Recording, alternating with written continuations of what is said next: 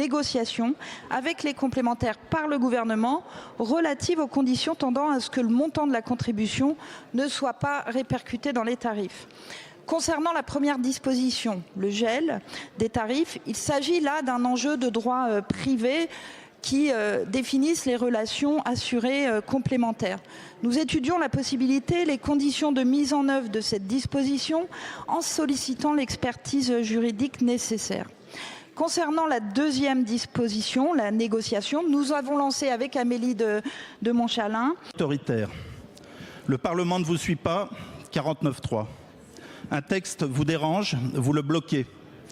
Les Français dénoncent les zones à faible émission, vous les ignorez, vous les méprisez. Vous ne gouvernez plus avec le peuple, vous gouvernez contre lui. Et pendant ce temps, vous imposez un wokisme d'État, mépris, culpabilisation permanente, rééducation. On nous dit comment vivre, comment nous chauffer, comment travailler, comment nous déplacer. Alors, Monsieur le Premier ministre, allez-vous enfin écouter le peuple? Il serait temps. Allez-vous supprimer les ZFE? Allez-vous supprimer le ZAN? Allez-vous arrêter cette écologie punitive? Merci beaucoup, monsieur le député. La parole est à madame Maude Bréjon, porte-parole du gouvernement. Merci madame la présidente, mesdames et messieurs les députés. Monsieur le député, encore beaucoup de modération dans votre question. Je ne sais pas par quoi commencer. D'abord peut-être par dire que le peuple, il est représenté par les élus et les 577 députés qui siègent aujourd'hui dans cette Assemblée nationale. Et que ce sont les lois de la République votées par les députés de cet hémicycle qui s'appliquent.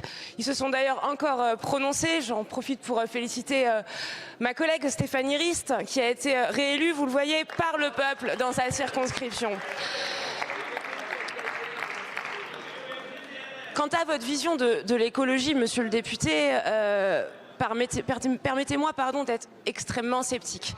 Si vous pensez que nier la science, comme vous êtes en train de le faire, en ne regardant dans un programme d'études de ce dépistage, nous allons poursuivre le dépistage du cancer du col de l'utérus. Nous pouvons arriver à éradiquer ce cancer si la vaccination papillomavirus continue à s'étendre.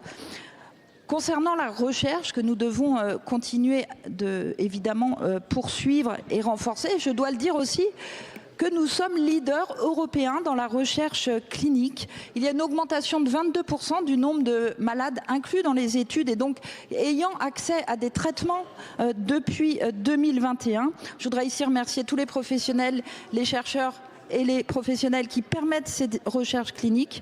Nous apporterons un soutien spécifique dans le cadre de cette recherche clinique au territoire d'outre-mer.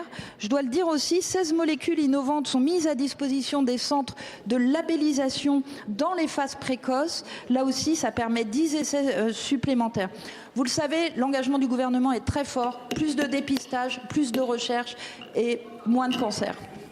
Merci beaucoup, madame la ministre. La parole est à présent à monsieur Béranger Cernon pour le groupe La France Insoumise. Merci, madame la présidente. Collègues, ma question s'adresse au ministre du Travail. Monsieur le ministre, 1994, contrat d'insertion professionnelle. 2006, contrat première embauche. 2026, la même recette. Nous serons à vos côtés. Madame Simonet, je vous parle. Je vous précise qu'avant toute prise de parole, il est d'usage de saluer la présidence dans cet hémicycle.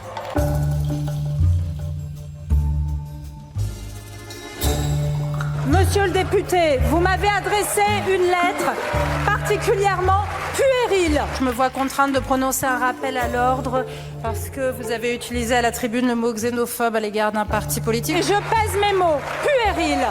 Ouais, mais on va pas s'en sortir. Donc vous n'avez pas à vous mettre en grève comme vous avez pu me l'exprimer en réaction à l'action du gouvernement. Grandissez un peu.